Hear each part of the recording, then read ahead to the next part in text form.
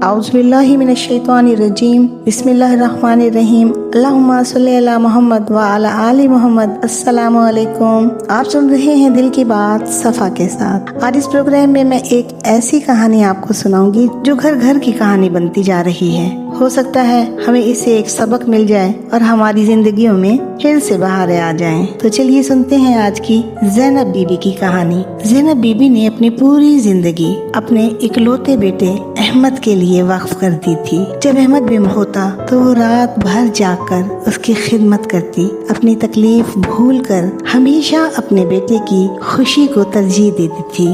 وقت گزرتا گیا، احمد بڑا ہوا، تعلیم حاصل کی اور زندگی میں کامیاب ہو گیا۔ ماں کی دعاؤں نے اسے وہ مقام دیا جس کا اس نے کبھی خواب بھی نہیں دیکھا تھا۔ لیکن شادی کے بعد آہستہ آہستہ سب کچھ بدلنے لگا۔ اب ماں کی باتیں پہلے جیسی اہم نہیں رہیں، گھر میں ان کی موجودگی کو نظر انداز کیا جانے لگا۔ ایک دن ایسا آیا جب احمد نے اپنی ماں سے کہا کہ وہ کچھ دن کے لیے کہیں اور چلی جائیں۔ یہ الفاظ زینب کے دل پر تیر کی طرح لگے۔ ایک چھوٹا سا بیگ لے کر وہ گھر سے نکل گئی، بس اسٹیشن کے ایک بینچ پر بیٹھی اور سوچ رہی تھی کہ جس بیٹے کے لیے سب کچھ قربان کیا، آج اسی کے گھر میں اس کے لیے جگہ نہ رہی۔ اسی دوران ایک نیک دل خاتون ان کے پاس آئیں۔ انہوں نے زینب بی بی کی آنکھوں میں چھپا درد محسوس کیا اور ان کا ہاتھ تھام لیا۔ وہ خاتون زینب بی بی کو ایک فلاحی مرکز میں لے گئیں جہاں ان کی زندگی کا ایک نیا باب شروع ہونے والا تھا۔ جلد ہی زینب بی بی بچوں کو قرآن اور اچھی باتیں سکھانے لگی۔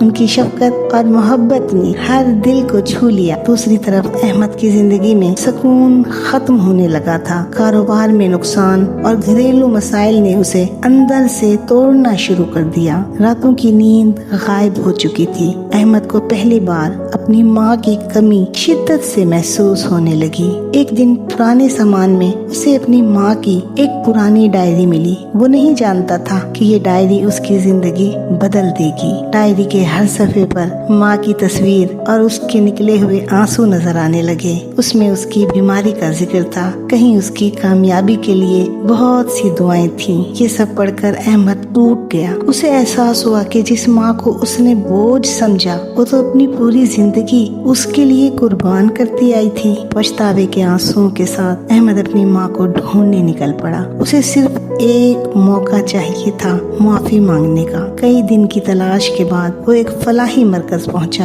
اور پھر اچانک اس کی نظر اپنی ماں پر پڑی۔ وہ بچوں کو محبت سے پڑھا رہی تھی، بالکل ویسے ہی جیسے کبھی اسے سکھایا کرتی تھی۔ احمد خاموشی سے اپنی ماں کو دیکھتا رہا۔ ہر لمحہ اسے اپنی غلطیوں کا احساس دلا رہا تھا۔ وہ خود کو روک نہ سکا، دوڑتا ہوا ماں کے پاس پہنچا اور ان کے قدموں میں گر گیا۔ روتے ہوئے احمد نے کہا، امی مجھے معاف کر دیں۔ ماں نے اس کے سر پر ہاتھ رکھا، اس کو اٹھایا۔ ان کی آنکھوں میں بھی آنسو تھے لیکن دل میں صرف محبت۔ زینب بی بی نے اپنے اکلوتے بیٹے کو گلے سے لگا لیا۔ اس لمحے احمد نے سیکھ لیا کہ دنیا کی سب سے بڑی نعمت ماں کی محبت اور دعا ہوتی ہے۔ اگر آپ کے والدین زندہ ہیں تو آج ہی ان کی قدر کیجیے، کیونکہ جب وہ ساتھ ہوتے ہیں تو ان کی اہمیت محسوس نہیں ہوتی اور جب وہ دور چلے جاتے ہیں کبھی پوری نہیں ہوتی۔ اے اللہ پاک تمام کے سروں پر ان کے والدین کے سائے سلامت رکھنا اور تمام اولاد کو اپنے والدین کی فرما برداریاں نصیب فرمان، آمین یا رب العالمین۔ اگر آپ اپنے والدین سے محبت کرتے ہیں،